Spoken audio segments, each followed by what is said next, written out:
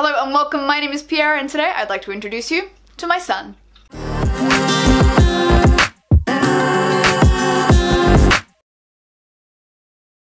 So for those of you who have been following my channel and have been following my social media in general, I promised you this video when it happened and it happened. So I would like to introduce you to Trick, my new son.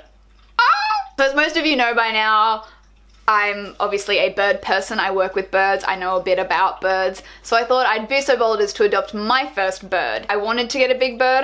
My experience is in like large parrots. So I wanted a large parrot, a sulfur-crested cockatoo.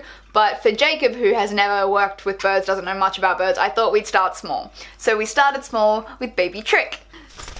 Okay, bye. Trick is a crimson-bellied conure, which means once he is fully matured, he will look like this, with his bright red belly, but for now, obviously, he doesn't have that bright red belly. So these guys originate from Brazil and from South America, so obviously they're not a native Australian species. To have one in captivity in Australia, I wouldn't say it's like rare, obviously, because I mean, like, I didn't have to go through hardcore things to get him, but it's like less people have crimson bellies as opposed to like your green cheek conures. So the cool thing about little bird here is his general, like the general lifespan for his species is about 20 years. Again, that's dependent on how they're cared for, health, all that sort of stuff in general. So currently Trick is about 10 to 11 weeks old. He was obviously hand raised by a breeder. I picked him up the other week because obviously you don't want to go picking up unweaned babies. Please, if you just don't, if anyone ever offers you an unweaned baby or a baby that is younger than like even 12 weeks, don't take it. It's not a good idea. Like just on that, please don't adopt young babies. Wait till they are fully weaned. Anyway, that's a little bit about him in general. Obviously he is flighted. I prefer to keep my birds flighted. I'm not a huge fan of clipping wings unless it's obviously for medical reasons. Tricky boy is fully flighted. He's also in the stages of being harness trained, so I've got a little harness for him which kind of just looks like a G-string at this point. So when he gets a bit older, hopefully I can, you know, take him out for flights. He's got like a 100-foot extension so he can free fly without free flying. Which again, I have mixed feelings on the free flight in general, so I'm just figuring the best way to keep him safe, as he is a small bird, he's not native to Australia. You know, so many birds get lost, they get attacked by other animals, it's not worth running the risk of losing him or injuring him or even killing him. So we're gonna harness train him. Hopefully, I mean, like, we'll see how that goes. It's my first time harness training a bird. We'll see. A little bit about him specifically that I've noticed. So obviously he's still a baby, so he's still figuring out the world. He's not really like, I wouldn't say he's like a full bird yet. He still does some stupid shit. He still doesn't, like, we're still working on just like the basics, like stepping up, recall. Like at the moment he's just playing with a mirror.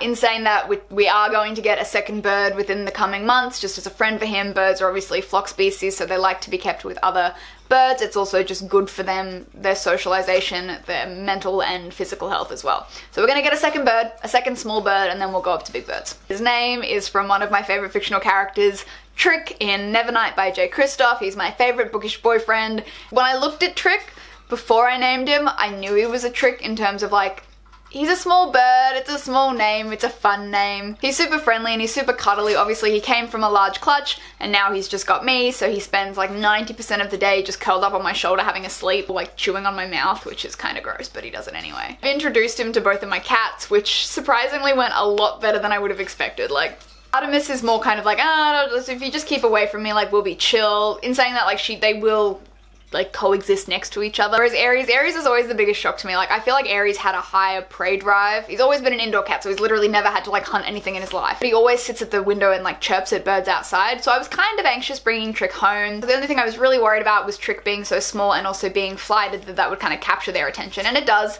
Like sometimes he'll just do laps around the room and both the cats will get all G'd up. I'd obviously never leave them unsupervised together because that is like super irresponsible. At the moment, you know, like Artemis is up there on her cat scratcher, Aries is laying on the bed here, and Trick is over on his cage. So they're all out, they're all have the ability to hang out together. So as you can see, he's just eating his lunch. Just a nice mix of fruit and vegetables. He also gets some pellets. And he's also got like some different chunks of food laying around in his cage. I'm feeding him through a bowl at the moment just because he is still young, that it is just easier, and that's why I can also see how much he's eating and what he actually likes.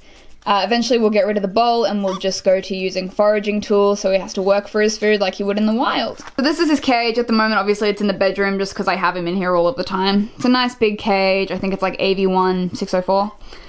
So in the cage, you can see obviously we've got the newspaper as like the bedding. We've got some natural perches, which are obviously good for his feet. We have one long one that came with the thing just to be safe, just for funsies.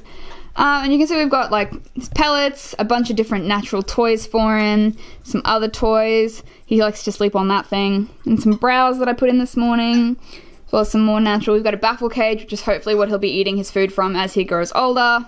We have a skewer, and that's his second sleeping perch back there. His fresh water every day. And that's about it at this point. Because as I said, apart from cuddling and eating, he doesn't do too much. Trick! Come on! Good boy! Good boy! So at the moment we're still just working on bonding in general and just kind of, you're so messy. So at the moment more than anything we're just kind of working on bonding and getting used to each other and kind of learning each other, like kind of learning what he's afraid of, what he likes, what he doesn't like. Things that I've noticed he does like include snuggles, showering, and food. Things that he does not like include being left alone and not being able to see me. Anyway, I hope you guys enjoyed this video. I hope you enjoyed meeting Little Trick. Hopefully he'll be in many more of my videos, literally just sitting on my shoulder, not doing too much of anything. He's a great little reading buddy. I can just read and he'll just sit there. Sometimes he'll like go and like play around with the book, but I've got to like bat him away from like chewing on it. Obviously you'll be seeing lots more of him on social media because I'm obsessed. And hopefully I'll get to introduce you to the next one eventually when we get another little boy. And I'm like leaning towards the name Cactus. Wonder why? Anyway, hope you guys enjoyed this video and we will see you next time. Bye!